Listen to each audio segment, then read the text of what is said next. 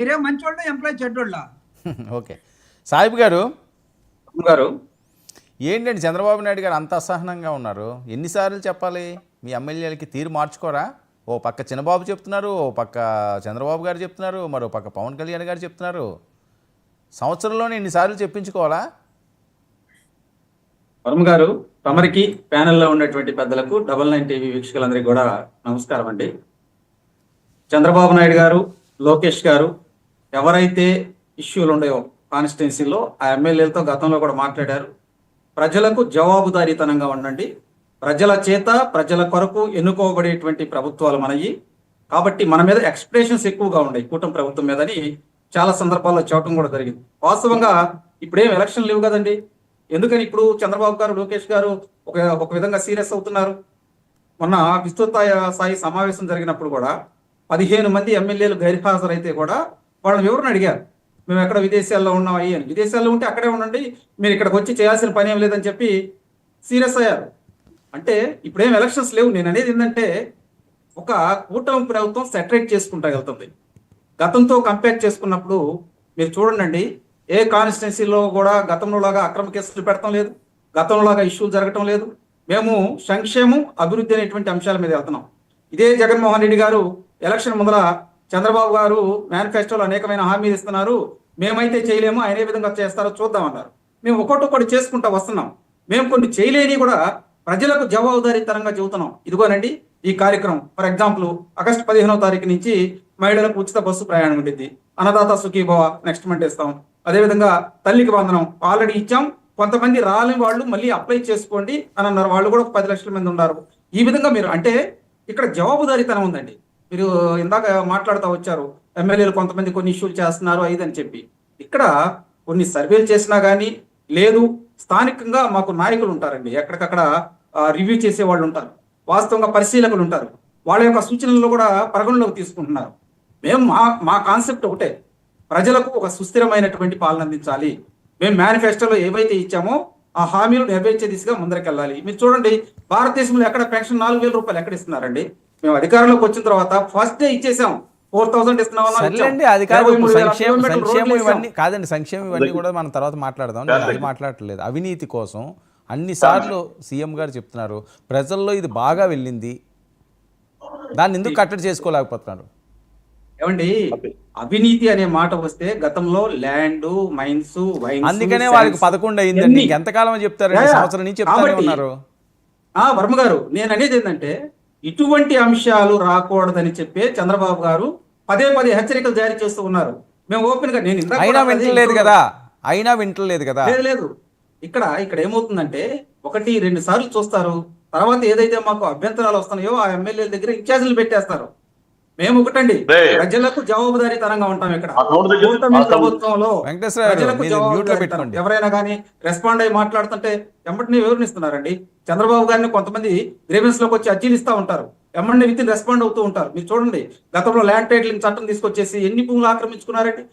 చిన్న రైతులు కూడా ఆక్రమించుకున్నారు కదా. అవి సెటరేట్ చేయడానికి రెవెన్యూ వ్యవస్థలో ప్రత్యేకమైనటువంటి ఒక టాస్క్ ఫోర్స్ ఏర్పాటు చేశాం. ఎక్కడికక్కడ ఎంఆర్ఓలు కావచ్చు, అదేవిధంగా స్థానికంగా ఉండేటువంటి విఆర్ఓలు కావచ్చు, వాళ్ళందరికీ సూచనలు ఇస్తున్నాం. మీరు పవన్ కళ్యాణ్ గారు, ఆయన కూడా అధికారంలోకి రావడంతోనే 13,556 పంచాయతీల్లో ఒకే రోజు గ్రామ సభలు పెట్టారు. ఇది మామూలు విషయం కాదు కదా. ఏంటి జగన్మోహన్ రెడ్డి గారిని అరెస్ట్ చేయడమే టార్గెట్ గా పెట్టుకున్నారా? ఒక్క రోజన్నా ఆయన పంపించాలి స్టేషన్ కని? ఏమండి, ప్రజలన్నీ గమనిస్తూ ఉన్నారు వర్మ గారు. జగన్మోహన్ రెడ్డి గారిని ఒక రోజు జైల్లో పెడతాం కాదు, ఆల్రెడీ ఆయన 16 నెలలు జైల్లో ఉన్నాడు. బయటకు వచ్చి ఏదైతే యాంటీ సోషల్ ఎలిమెంట్స్ కి ఊతమిచ్చే విధంగా తను మాట్లాడుతూ ఉన్నాడు. నేను అనుకోవటం బహుశా సిబిఐ వాళ్ళు కానీ కన్నెర చేస్తే అతను బెయిల్ కూడా రద్దయిపోయింది. నేనేమంటానంటే ఆయన జైల్లో పెడతాం కాదు, మేము ప్రజలకు ఒక స్థిరమైనటువంటి పరిపాలన అందించాలి. ఇందాక జూపూడి ప్రభాకర్ గారు అసలు మద్యం కేసులో ఏదేదో చెప్పుకుంటా వస్తున్నారు. మద్యం కేసు అనేది ఓన్లీ కమిషన్లే 4,000 కోట్లు అందుకున్నారనేది ఓన్లీ కమిషన్ల మీద జరుగుతుంది. ఇంకా అమ్మకాలు ఉన్నాయి, దాంట్లో ఎక్కడి నుంచో తెచ్చినటువంటి మద్యం అమ్మిని ఉన్నాయి. దాంతో పాటు డిజిటల్ పేమెంట్లు చేయకుండా క్యాష్ పేమెంట్లు తీసుకొని దాంట్లో వ్యవహారాలు ఉన్నాయి. ఇంకా 4 ఉన్నాయండి దశలు. ఇప్పుడు ఒక దశలోనే ఉంది అక్కడ, ఇది కూడా కోర్టులో ఉంది. నేను అనేది ఏంటంటే కొంతమంది అధికారుల్ని అరెస్టులు చేశారు, వాళ్ళ దగ్గర నుంచి రిమాండ్ రిపోర్టులు తీసుకున్నారు, కొంతమందిని ఆధారాలతో సహా పట్టుకుంటున్నారు. వీళ్ళు పదే కోర్టులకు వెళ్తున్నారు, హైకోర్టుకి వెళ్ళారు, సుప్రీంకోర్టుకి వెళ్ళారు. కాదు సహకరించమన్నారు. ఆధారాలు లేకుండా కోర్టులు సహకరించమంటాయండి? ఇవన్నీ ఒట్టి మాటలు. నేను అనేది ఏంటంటే మద్యం కేసులో దొరికారు. ఆ తీగ ఎక్కడ దాకా వెళ్ళింది? జగన్మోహన్ రెడ్డి ప్యాలెస్ చుట్టూ ఉంది. అది లాగుతున్నాం ఒకటి. ప్రజలకు జవాబుదారీతనంగా ఇప్పుడు మేము కక్షపూరిత ధోరణితో వెళ్తే ఇన్ని రోజులు కాదండి. జగన్మోహన్ రెడ్డి గారిని తీసుకెళ్లి లోన పెడతానికి పెద్ద ఇష్యూ కాదు. కూటమి ప్రభుత్వం, చంద్రబాబు నాయుడు గారి మనస్తత్వం అది కాదు. ఆయన ఒకరోజు రివ్యూ చేస్తా కూడా అన్నారు, జగన్మోహన్ రెడ్డిని ఏదో నన్ను పెట్టినట్టు జైల్లో పెడతాం కాదు కదా, మనం ఆధారాలు సేకరిస్తామని చెప్పి మేము ఒక సిస్టమేటిక్ వెళ్తున్నాం అంతేగాని ఇక్కడ ఇష్యూలు ఉన్నది లేనిది ఉన్నట్టు కాదు. కాబట్టి ఒకటి అర్థం చేసుకోవాలి వర్మ గారు, ప్రజలన్నీ గమనిస్తూ ఉన్నారు. వాళ్ళు ఏదైతే మేనిఫెస్టోని, బైబిల్, ఖురాను, భగవద్గీతని మోసం చేశారో అది ప్రజలు నమ్మాలి. అందుకని 11 కట్టడి చేశారు. కాదు, ఎవరు అర్థం చేసుకోవాలి? ప్రజలు. మీరు అర్థం చేసుకోవాలా, మేము అర్థం చేసుకోవాలా, ప్రజలు అర్థం చేసుకోవాలా? ప్రజలు అర్థం చేసుకున్నారండి. నేను అనేది ఏంటంటే ఇప్పుడు నేను మాట్లాడేది కూడా ప్రతిపక్ష పార్టీ వాళ్ళు అర్థం చేసుకోవాలి. మీరు చేయలేరు కాబట్టే మాకు అవకాశం ఇచ్చారు. ఖచ్చితంగా మేము హామీలు నెరవేరుస్తూ ముందరకెళ్తున్నాం. ఇదే జగన్మోహన్ రెడ్డి గారు మద్యపాన నిషేధం అంటూ వచ్చి మద్యాన్ని ఏరులో పాలించేసేసి ఎన్ని అక్రమాలు చేశారండి. మేము అలా కాదు, మద్యపాన నిషేధం అని మేము చెప్పలేదే. ఇప్పుడు బెల్ట్ షాపులు అంటున్నారు, ఎక్కడన్నా ఉంటే బెల్ట్ షాపులు చెప్పండి. బెల్ట్ షాపులు ఆంధ్రప్రదేశ్ లో బెల్ట్ షాపులు లేవా? చర్యలు తీసుకుంటాం. కాదండి, ఆంధ్రప్రదేశ్ లో బెల్ట్ షాపులు లేవా? ఎక్కడ ఉన్నాయండి? ఎక్కడ లేవు అని అడుగుతున్నారు వాళ్ళు. ఎక్కడ ఉంటాయన్న కాదు, ఎక్కడ లేవు అంటున్నారు సార్. ఎక్కడన్నా ఉంటే నిరూపించండి, వాళ్ళ మీద చర్యలు తీసుకుంటాం. అని చెబుతున్నాం. ఎక్కడైనా ఒక సాట బెల్ట్ షాప్ ఉందంటే చర్యలు తీసుకుంటాం. గతంలో వాలంటీర్ల చేత మద్యం అమ్మించారండి. గతంలో వాలంటీర్ల మీద మద్యం ఇళ్ళకి తీసుకెళ్లి. ఈ రోజు ప్రభుత్వం ఆ విధంగా లేదు. మేము ఒకటే డ్రగ్స్ వద్దు బ్రో అనేటువంటి కార్యక్రమాలతో ప్రజల్లో వెంకటేష్ గారు ఆరోపణలు చేయడం కాదండి వర్మ గారు, ఆరోపణలు చేయడం కాదు. ఎక్కడన్నా ఉంటే పలానా సాట ఉండే అని చెప్పండి. చర్యలు తీసుకోకపోతే మేము మీకు జవాబుదారితనంగా ఉంటాం. ఖచ్చితంగా. వెంకటేష్ గారు నమస్తే అండి. బెల్ట్ షాపుల రహిత ఆంధ్రప్రదేశ్ అండి. అసలు బెల్ట్ షాపులు ఎక్కడ లేవట. నెక్స్ట్ ఉద్యోగస్తులు అందరూ కూడా చాలా దారుణంగా ప్రవర్తిస్తున్నారు. వల్ల అనవసరంగా ప్రభుత్వానికి చెడ్డ పేరు వస్తుందట.